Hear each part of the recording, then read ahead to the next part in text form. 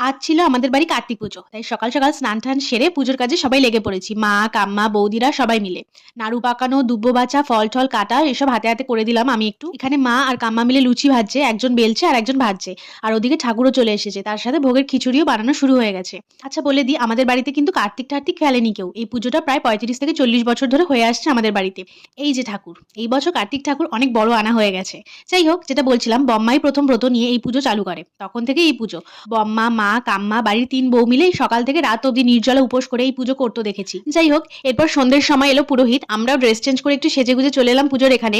পুজো বেশ অনেকক্ষণ ধরেই হলো, প্রায় ১.৫ ঘন্টা। এনাকে দেখো, আমাদের পুচকি ঢাকি হেব্বি বাজায়, কিন্তু আমাদের আগেই শুনিয়েছি লক্ষ্মী পুজোর ব্লগে। আর ওদিকে একে একে সব লোকজনও এসে গেছিল।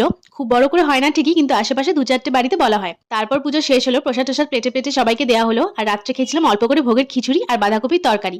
টেস্টি। That's it. এই পুচকি ব্লগটা ভালো লেগে থাকলে ভিডিওটাকে লাইক আর চ্যানেলটাকে সাবস্ক্রাইব করে দিও। টাটা।